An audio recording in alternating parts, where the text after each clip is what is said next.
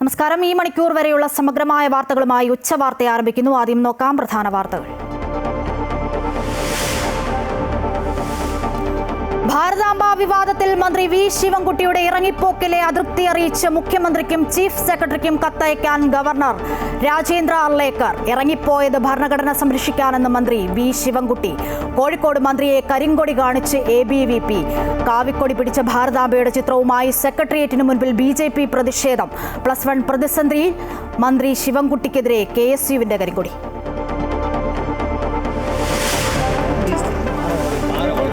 തൃശൂർ വാൽപ്പാറയിൽ പുലി പിടിച്ച ബാലികയുടെ മൃതദേഹം കണ്ടെത്തിയത് 300 മീറ്റർ അകലെ തേയിലത്തോട്ടത്തിൽ നിന്നും.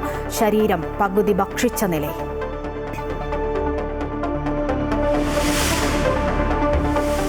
നിലമ്പൂരിൽ ജനമനസ് കൃത്യമായി നിർവചിക്കാനാകാതെ മുന്നണികൾ. ഒരേ സമയം പ്രതീക്ഷയിലും ആശങ്കയിലും. നിലമ്പൂരിൽ M സ്വരാജിനേക്കാൾ ആര്യാടൻ ഷൗക്കത്ത് ജയിക്കുന്നതാണ് നല്ലതെന്ന പരോക്ഷ പ്രതികരണവുമായി PV അൻവർ. തെളിഞ്ഞ പിണറായി ജയിക്കുന്നതിനേക്കാൾ നല്ലത് ഒളിഞ്ഞ പിണറായി ജയിക്കുന്നത്. വോട്ടർമാരുടെ മനസ്സ് തനിക്കൊപ്പമെന്നും അൻവർ.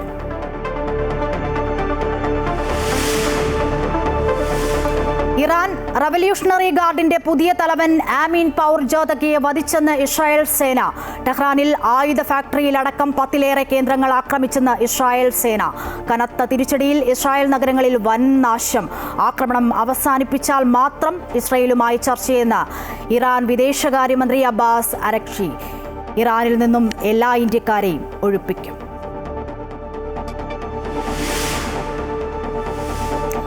കണ്ണൂർ കായലോട് ആൾക്കൂട്ട വിചാരണയ്ക്ക് പിന്നാലെ ആത്മഹത്യ ചെയ്ത റസീനയുടെ ആൺ സുഹൃത്ത് പോലീസ് സ്റ്റേഷനിൽ ഹാജരായി. റസീനയെ പരിചയപ്പെട്ടത് ഇൻസ്റ്റഗ്രാമിലൂടെയെന്നും സാമ്പത്തികമായി ചൂഷണം ചെയ്തിട്ടില്ലെന്നും റഹീസ്. വിവാഹ വാഗ്ദാനം നൽകി പീഡിപ്പിച്ചുവെന്ന് റസീനയുടെ ബന്ധുക്കൾ. ഇന്ന് അന്താരാഷ്ട്ര യോഗാ ദിനം. യോഗ ഭൂമിക്കും ആരോഗ്യത്തിനും എന്ന പ്രമേയത്തോടെ UN-ലും വിവിധ ലോകരാജ്യങ്ങളിലും സമുചിതമായ ദിനാചരണം. കശ്മീർ മുതൽ കന്യാകുമാരി വരെ 8 ലക്ഷം കേന്ദ്രങ്ങളായി വിപുലമായ ദിനാചരണം. സംസ്ഥാനത്തും യോഗാ ദിനാചരണം.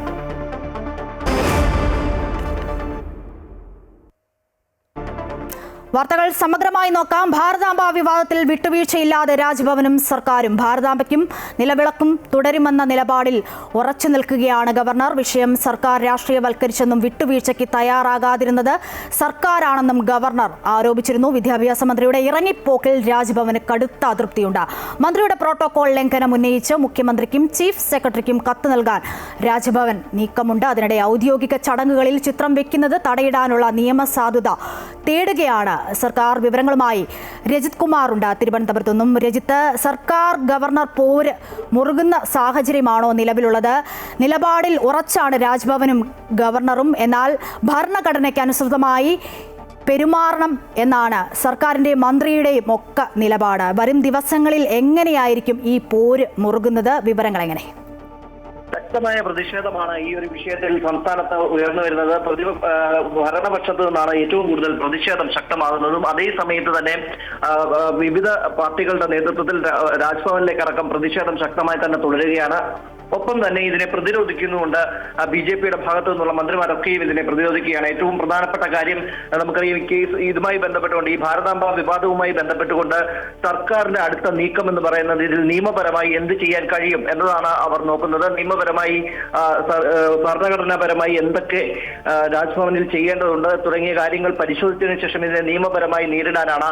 അപ്പോൾ ഇക്കാര്യങ്ങൾ ഗവർണറെ ബോധിപ്പിക്കാനാണ് ഇവർ തയ്യാറെടുക്കുന്നത്. അതേസമയം തന്നെ ഗവർണർ ഇക്കാര്യത്തിൽ ശക്തമായ നിലപാട് സ്വീകരിക്കുകയാണ്. കാരണം ഇതിൽ ഒരു പ്രോട്ടോകോൾ ലംഘനമടക്കം ഉണ്ടായിട്ടുണ്ട് എന്ന് തന്നെയാണ് വ്യക്തമാക്കുന്നത്. അത് വ്യക്തമാക്കിക്കൊണ്ട് മന്ത്രിയുടെ ഭാഗത്തു നിന്നും അത്തരത്തിലുള്ള ഒരു ലംഘനം ഉണ്ടായത് ചൂണ്ടിക്കാണിച്ചുകൊണ്ട് ചീഫ് സെക്രട്ടറിക്കും മുഖ്യമന്ത്രിക്കും കത്ത് നൽകാനാണ് ഗവർണർ തയ്യാറെടുക്കുന്നത്. അത്തരത്തിൽ ഈ വിഷയം നിലനിൽക്കുന്ന സമയത്ത് തന്നെ BJPയും അതുപോലെ തന്നെ LDFും ഇതിനെ ശക്തമായി പ്രതിരോധിക്കുകയുമാണ്.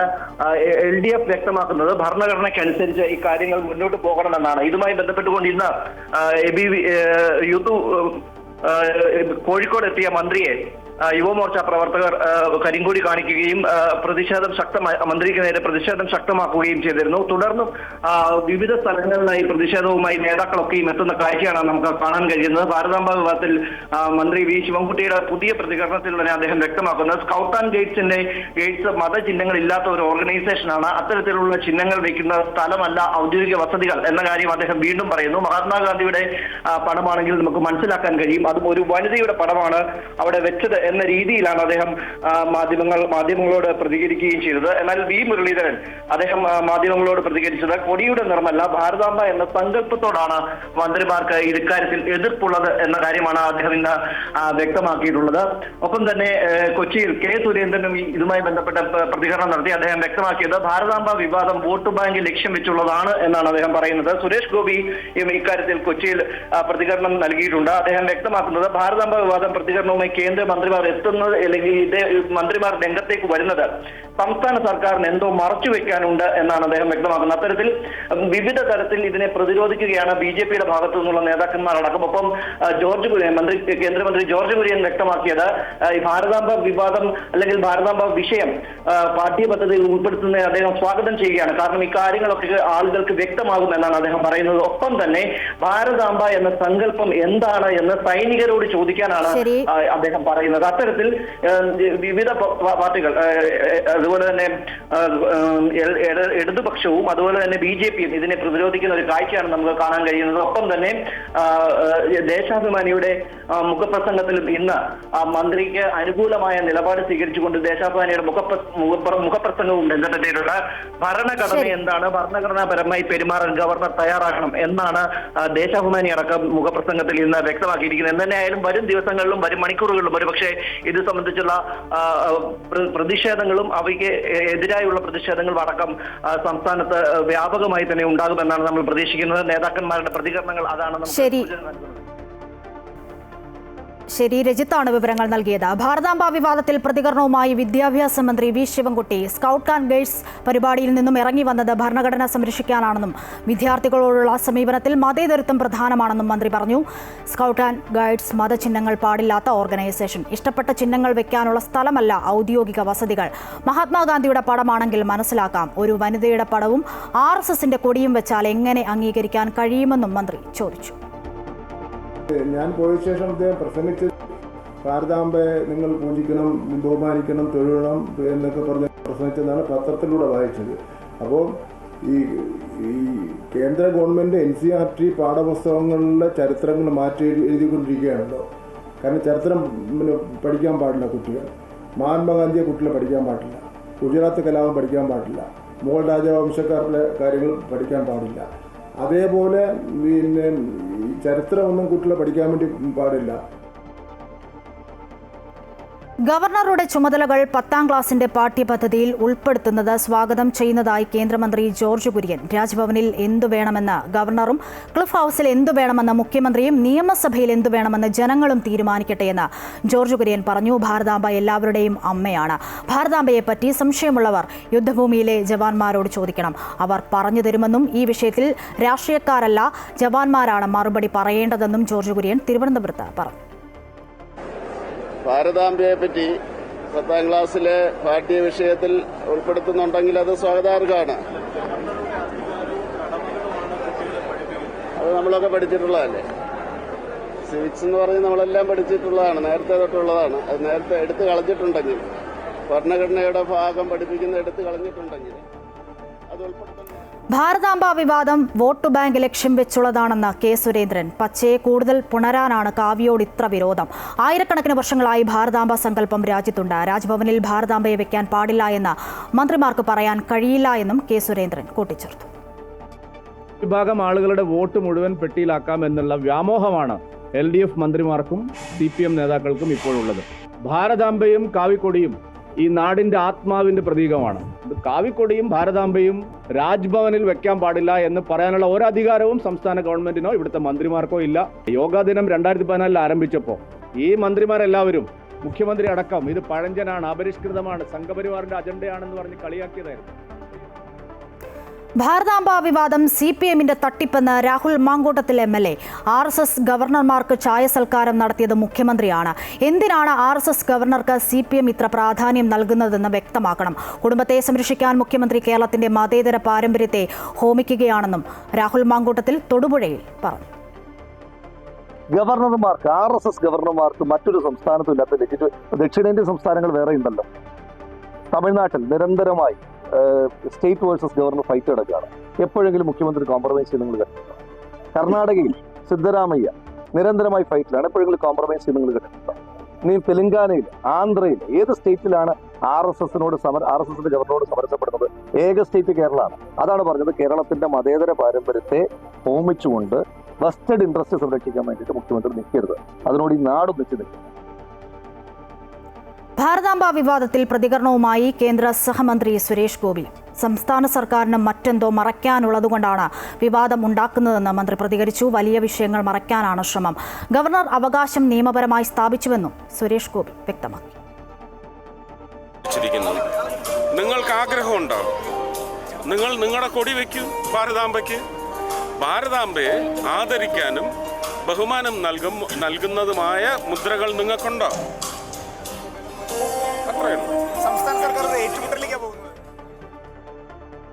+1 സീറ്റ് പ്രതിസന്ധിയിൽ പ്രതിഷേധിച്ച് ഫെർട്ടേണിറ്റി പ്രവർത്തകർ മന്ത്രി വി ശിവൻകുട്ടിക്ക് നേരെ കരിങ്കൊടി വീശി. കോഴിക്കോട് വിദ്യാഭ്യാസ സെമിനാറിൽ പങ്കെടുക്കാനെത്തിയപ്പോഴാണ് ഫ്രട്ടേണിറ്റി പ്രവർത്തകർ മന്ത്രിക്ക് നേരെ കരിങ്കൊടി വീശിയത്. ഇത് തടയാൻ SFI പ്രവർത്തകർ കൂടി എത്തിയതോടെ ഇരുവിഭാഗവും തമ്മിൽ നേരിയ സംഘർഷമുണ്ടായി. ഇരുവിഭാഗത്തെയും പോലീസ് അറസ്റ്റ് ചെയ്ത് നീക്കി.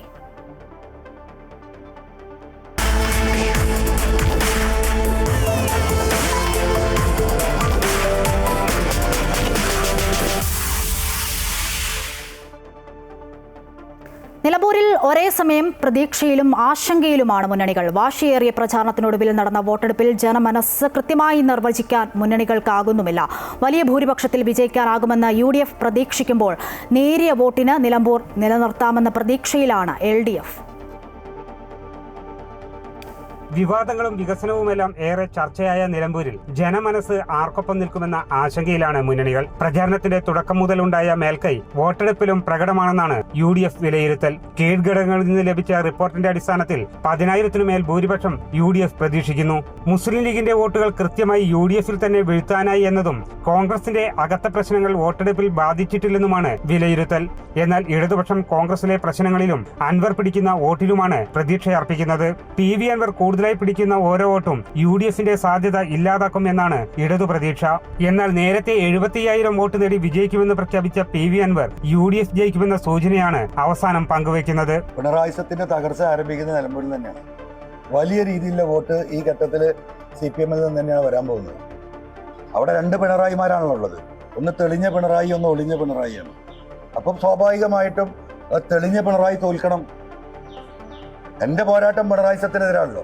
എനിക്ക് ജയിക്കാൻ കഴിഞ്ഞില്ലെങ്കിൽ തെളിഞ്ഞ പിണറായി തോൽക്കണം. അല്ല, സ്വാഭാവികമായിട്ടും അപ്പോൾ വരുന്ന UDF സ്ഥാനാർത്ഥിയാവുമല്ലോ. ഈ ഒളിഞ്ഞ പിണറായി ജയിക്കും. അപ്പോൾ ജയിച്ചോട്ടെ. തെളിഞ്ഞ പിണറായി ജയിക്കുന്നതിനേക്കാളും നല്ലത് ഒളിഞ്ഞ പിണറായി ജയിക്കുന്നതല്ലേ. അതേസമയം NDA മലയോര മേഖലയിൽ നിന്നുള്ള വോട്ടുകൾ നേടി ശക്തമായ സാന്നിധ്യമാകുമെന്ന പ്രതീക്ഷയിലാണ്. Amrita news, Malappuram.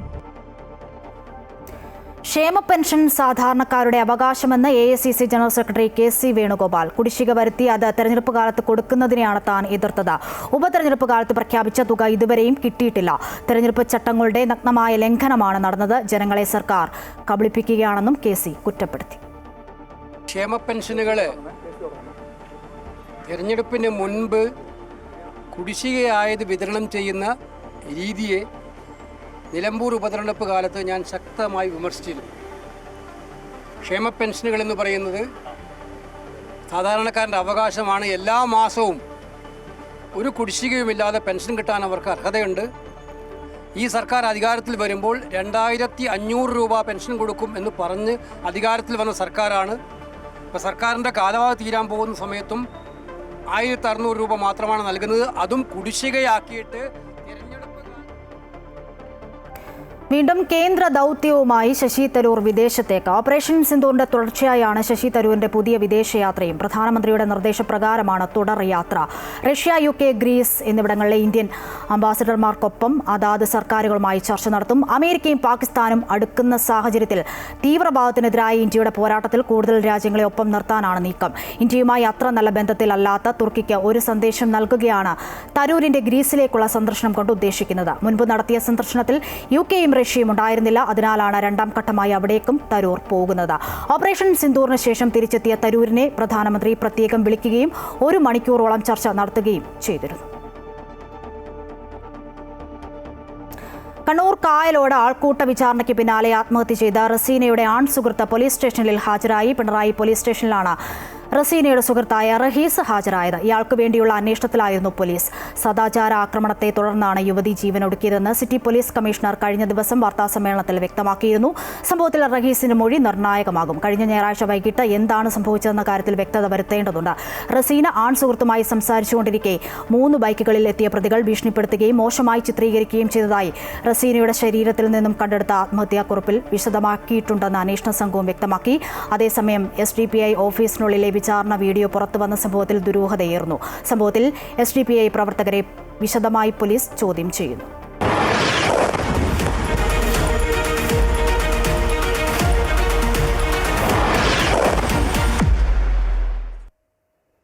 Iran Israel സംഘർഷത്തിനായി വില 9ാം ദിവസവും കനത്ത പ്രത്യാക്രമണങ്ങൾ തുടരുന്നു. ഇറാന് കനത്ത തിരിച്ചടി നൽകിയെന്ന് ഇസ്രായേൽ വ്യക്തമാക്കുന്നു. റവല്യൂഷണറി ഗാർഡിന്റെ ഇന്റലിജൻസ് മേധാവി ആമിൻ പൗർ ജോതക്കിയെ അടക്കം 3 പേരെ വധിച്ചെന്ന് ഇസ്രായേൽ വ്യക്തമാക്കി. ഇറാന്റെ പ്രധാന ആണവ ഗവേഷണ കേന്ദ്രമായ ഇസ്ഫഹാനിൽ ഉൾപ്പെടെ നിരവധി ഇസ്രായേലി ആക്രമണങ്ങൾ റിപ്പോർട്ട് ചെയ്യപ്പെട്ടതിനെ തുടർന്ന് മധ്യ ഇസ്രായേലിൽ ഇറാൻ പുലർച്ചെ മിസൈൽ ആക്രമണം നടത്തി. തുടർന്ന് ഹോളോണിൽ തീപിടുത്തവുമുണ്ടായി. അതേസമയം ഇറാനിലെ എല്ലാ ഇന്ത്യക്കാരെയും ഒഴിപ്പിക്കുകയാണെന്ന് ഇന്ത്യൻ എംബസി വ്യക്തമാക്കി. ഇറാനിൽ കുടുങ്ങിക്കിടക്കുന്ന ഇന്ത്യക്കാർ ടെലഗ്രാം വഴിയോ ഹെൽപ്പ് ലൈൻ നമ്പറുകളിലോ ബന്ധപ്പെടണമെന്നാണ് എംബസി നിർദ്ദേശിച്ചിരിക്കുന്നത്.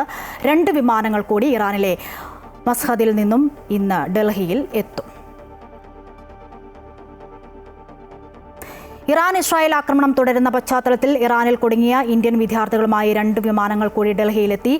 മഷ്ഹദിൽ നിന്നുമുള്ള വിമാനത്തിൽ 290 ഇന്ത്യക്കാരാണ് ഉണ്ടായിരുന്നത്. ജമ്മു കശ്മീരിൽ നിന്നുമുള്ളവരാണ് ഇവരിലേറെയും. ഇന്നലെ രാത്രി 11:30 ദില്ലിയിലെത്തിയ വിമാനത്തിൽ 290 പേരാണ് തിരിച്ചെത്തിയത്. പുലർച്ചെ 3 മണിയോടെ എത്തിയ വിമാനത്തിൽ 200-ലധികം പേർ ഉണ്ടായിരുന്നു. വന്നവരിൽ 190 പേർ ജമ്മു കശ്മീർ സ്വദേശികളാണ്. ഡൽഹി, ഹരിയാന, കർണാടക, ബംഗാൾ സ്വദേശികളാണ് മറ്റുള്ളവർ. ഇന്ത്യൻ പതാക കൈയിലേന്തി ജയ് ഹിന്ദ് മുദ്രാവാക്യം മുഴക്കിയാണ് പലരും പുറത്തേക്ക് ഇറങ്ങിയത്. ഇസ്രായേൽ ആക്രമണം നിർത്താതെ ആണവ ചർച്ച പുനരാരംഭിക്കാനാകില്ലെന്ന് ഇറാൻ. ജനീവയിൽ യൂറോപ്യൻ യൂണിയനുമായി നടത്തിയ ചർച്ചയിലാണ് ഇറാൻ നിലപാട് വ്യക്തമാക്കിയത്. രാജ്യത്തിന്റെ ആണവ പദ്ധതി സമാധാനപരമായ ആവശ്യങ്ങൾക്ക് വേണ്ടിയാണെന്നും ഇറാൻ പറഞ്ഞു. ജനീവ ചർച്ച അവസാനിച്ചു. അതേസമയം ഇറാൻ യൂറോപ്യൻ യൂണിയൻ ചർച്ച ഗുണം ചെയ്യില്ലെന്ന് അമേരിക്കൻ പ്രസിഡന്റ് ഡൊണാൾഡ് ട്രംപ് വ്യക്തമാക്കി. ഇറാൻ ഇസ്രായേൽ സംഘർഷം ഇപ്പോഴും തുടരുന്നു. യൂറോപ്യൻ യൂണിയൻ നേതാക്കളുമായി ഇറാൻ വിദേശകാര്യമന്ത്രി അബ്ബാസ് അരാഗ്ചി നടത്തിയ ചർച്ചയിലാണ് രാജ്യത്തിന്റെ നിലപാട് വ്യക്തമാക്കിയത്.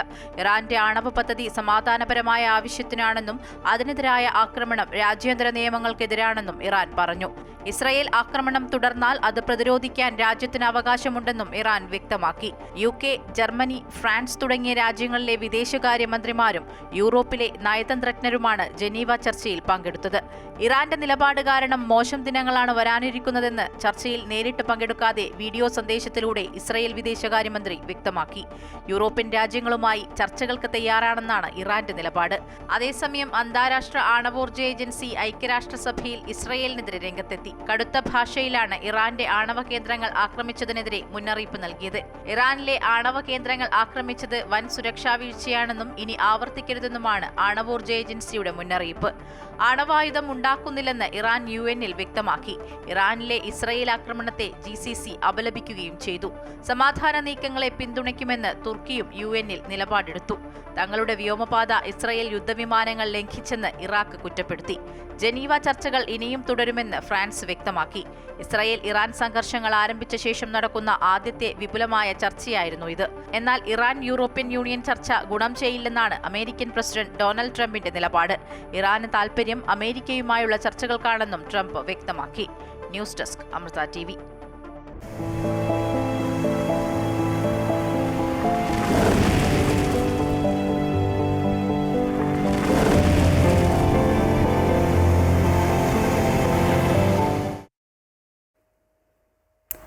അമൃത ന്യൂസ് പരമ്പര തുടരുന്നു. കണ്ണീർ കടലോരം. കടലാക്രമണ ദുരിതം നേരിടേണ്ടതിന്റെ ആശങ്ക പങ്കുവെക്കുകയാണ് കാസർഗോഡ് കോട്ടിക്കുളം തൃക്കണ്ണാട് കടപ്പുറം. പ്രദേശത്ത് കടലാക്രമണം ചെറുക്കാനായി നിക്ഷേപിച്ച ജിയോ ബാഗ് അടക്കം തകർന്നു കിടക്കുന്നു.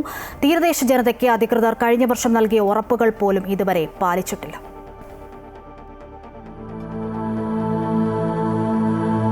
തൃക്കണ്ണാട് കടപ്പുറത്തെ കടലാക്രമണത്തിന്റെ ഭീകരത ദൃശ്യങ്ങളിൽ നിന്ന് ഒറ്റനോട്ടത്തിൽ വ്യക്തം. കലിതുള്ളി വന്ന കടൽ തകർത്തെറിഞ്ഞ ജിയോ ബാഗുകൾ തൃക്കണ്ണാട് കടപ്പുറത്ത് ചിന്ന ഭിന്നമായി കിടക്കുകയാണ്. തിരമാലകളുടെ ശക്തിയിൽ ചിതറിത്തെറിച്ച കരിങ്കല്ലുകൾ പലയിടങ്ങളിലായി കാണാം. മഴക്കാലത്ത് പ്രദേശത്തുണ്ടാകുന്ന തിരമാലകളുടെ ശക്തി വ്യക്തമാക്കുന്നതാണ് 2 വർഷം മുൻപ് തീരത്ത് തകർന്നു വീണ കോൺക്രീറ്റ് കെട്ടിടത്തിന്റെ അവശേഷിപ്പുകൾ. ഇതെല്ലാം കണ്ടറിഞ്ഞുകൊണ്ട് ജില്ലാ കലക്ടറും MLAയും ഉൾപ്പെടെയുള്ള ജനപ്രതിനിധികൾ സ്ഥലത്തെത്തി പ്രഖ്യാപനങ്ങൾ നടത്തിയതല്ലാതെ കടലാക്രമണത്തെ ചെറുക്കാൻ ഫലപ്രദമായി യാതൊന്നും നടപ്പാക്കിയിട്ടില്ലെന്ന് തീരദേശവാസികൾ പറഞ്ഞു. അത് സംബന്ധിച്ച് ഇതുവരെ ആരും വന്നിട്ടില്ല. കടൽക്ഷോഭം കഴിഞ്ഞു ഒരുപാട് കരയെടുത്ത് നമുക്കെല്ലാം ഭീഷണിയാണ്. തീരദേശവാസികൾക്കെല്ലാം വളരെ ഭീഷണി. അപ്പൊ ഇതിനൊന്നും ഒരു പരിഹാരം ഉണ്ടാക്കുന്നില്ല, നഷ്ടപരിഹാരങ്ങളും കൊടുക്കുന്നില്ല സർക്കാർ.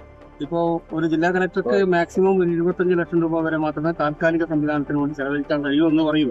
അപ്പൊ അത് പ്രകാരം വീണ്ടും ആ ബാഗ് ഇടാന്ന് പറഞ്ഞിട്ടുണ്ട് ഇപ്പോൾ താൽക്കാലിക സംവിധാനത്തിന്. പക്ഷെ ഇത് നമുക്ക് വേണ്ടത് സ്ഥിര സംവിധാനം. ഓരോ മഴക്കാലത്തും വീട് മാറി താമസിക്കേണ്ടതിന്റെ ദുരിതവും തീരദേശവാസികൾ പങ്കുവെച്ചു. പിന്നെ നമ്മൾ ദൂരെ പോയി താമസിക്കണോ, ഗവൺമെന്റ് വന്ന് പറയും നിങ്ങൾ അവിടെ പോയി താമസിക്കണം, ഇവിടെ താമസിക്കുന്നത് പറയും. എല്ലാ വർഷം ഡയലിയിൽ കൊല്ലത്തിൽ മാറി കൊല്ലത്തിൽ. കോട്ടിക്കുളം ബേക്കൽ ഭാഗത്ത് മാത്രം 20ഓളം കുടുംബങ്ങൾ കടലാക്രമണ ഭീഷണി ഭയന്നാണ് കഴിയുന്നത്. 3 വർഷം മുൻപ് ശക്തമായ രീതിയിൽ കടൽ കയറിയപ്പോൾ തീരദേശത്ത് താമസിക്കുന്ന 100 കണക്കിന് ആളുകൾ ചേർന്ന് സംസ്ഥാന പാത ഉപരോധിച്ച് പ്രതിഷേധിച്ചിരുന്നു. ചെറുക്കാൻ സംവിധാനങ്ങളില്ലാത്തതിനാൽ ഈ മഴക്കാലത്ത് തൃക്കണ്ണാട് കടപ്പുറത്തെ തീരദേശവാസികൾ നേരിടുന്ന ദുരിതം വിവരിക്കാനാവാത്ത വിധത്തിലാകും. അമൃത ന്യൂസ്, കാസർഗോഡ്.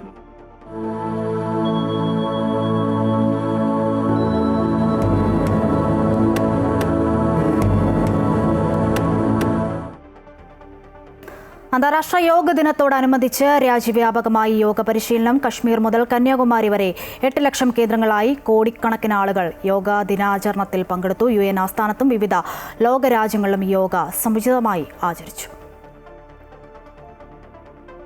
അന്താരാഷ്ട്ര യോഗ ദിനത്തോടനുബന്ധിച്ച് കോഴിക്കോട് വെള്ളിമാടുകുന്ന് മാതാമൃതാനന്ദമയി മഠത്തിൽ യോഗ ക്ലാസ് സംഘടിപ്പിച്ചു. മാതാമൃതാനന്ദമയി മഠം കോഴിക്കോട് മഠാധിപതി സ്വാമി വിവേകാമൃതാനന്ദപുരി ക്ലാസ് ഉദ്ഘാടനം ചെയ്തു. ഭാരതം നൽകിയ ഏറ്റവും വലിയ സംഭാവനകളിൽ ഒന്നാണ് യോഗയെന്നും ഇത് മനസ്സിനെ നിയന്ത്രിക്കാൻ സഹായിക്കുമെന്നും സ്വാമി വിവേകാമൃതാനന്ദപുരി പറഞ്ഞു. യോഗ ട്രെയിനർ വിപിന KK ക്ലാസിന് നേതൃത്വം നൽകി. അന്താരാഷ്ട്ര യോഗ ദിനത്തിൽ കോട്ടയം പാലാ മാതാമൃതാനന്ദമയി മഠത്തിൽ യോഗ ദിനാചരണം നടന്നു. ബ്രഹ്മചാരി യതീശ്വരാമൃത ചൈതന്യ ഭദ്രദീപം കൊളുത്തി ദിനാചരണം ഉദ്ഘാടനം ചെയ്തു. അമൃത യോഗ പരിശീലകരായ സുജാത MV, ബിനു എന്നിവരുടെ നേതൃത്വത്തിൽ യോഗ പ്രദർശനവും നടന്നു. ബാലസംസ്കൃതി അംഗങ്ങളായ കുട്ടികളും രക്ഷിതാക്കളും അടക്കം 50ഓളം പേർ പരിപാടിയിൽ പങ്കെടുത്തു. മലപ്പുറം എടപ്പാൾ കുറ്റിപ്പാല അമൃതാനന്ദമയി മഠത്തിൽ അന്താരാഷ്ട്ര യോഗ ദിനത്തിൽ യോഗ പരിശീലനവും പ്രദർശനവും നടന്നു. യോഗാചാര്യൻ ശ്രീജേഷ് പള്ളിപ്പുറത്തിന്റെ നേതൃത്വത്തിലായിരുന്നു പരിശീലനം. മഠാധിപതി സ്വാമിനി അതുല്യാമൃതപ്രാണ മുഖ്യപ്രഭാഷണം നടത്തി. Sandeepani academy of yoga studies കോഴിക്കോടിന്റെ ആഭിമുഖ്യത്തിൽ കക്കോടി പ്രിൻസ് ഓഡിറ്റോറിയത്തിൽ അന്താരാഷ്ട്ര യോഗ ദിനം ആഘോഷിച്ചു. 100ഓളം പേർ പങ്കെടുത്ത വിളംബര ജാഥയ്ക്ക് ശേഷം യോഗാചാര്യ ബാലകൃഷ്ണന്റെ നേതൃത്വത്തിൽ യോഗ ക്ലാസ് നടന്നു. അന്താരാഷ്ട്ര യോഗ ദിനത്തോടനുബന്ധിച്ച് അയുധ് തിരുവല്ലയും തിരുവല്ല അമൃത വിദ്യാലയവും സംയുക്തമായി യോഗാ ദിനം ആചരിച്ചു. തിരുവല്ല മഠത്തിൽ സംഘടിപ്പിച്ച യോഗ പ്രദർശനം റിട്ടയർഡ് കമാൻഡന്റ് രാധാകൃഷ്ണൻ നായർ ഉദ്ഘാടനം ചെയ്തു. പൂജനീയ സ്വാമിനി ഭവ്യ അമൃതപ്രാണ അമൃത വിദ്യാലയം പ്രിൻസിപ്പാൾ ബ്രഹ്മചാരിണി ശാന്തിതാമൃത ചൈതന്യ, ലതിക ജ്യോതിസ്, സുനിൽകുമാർ എന്നിവർ പ്രസംഗിച്ചു. തുടർന്ന് ആയുധ് പ്രവർത്തകരും അമൃത വിദ്യാലയത്തിലെ വിദ്യാർത്ഥികളും ചേർന്ന് യോഗ പ്രദർശനം നടത്തി.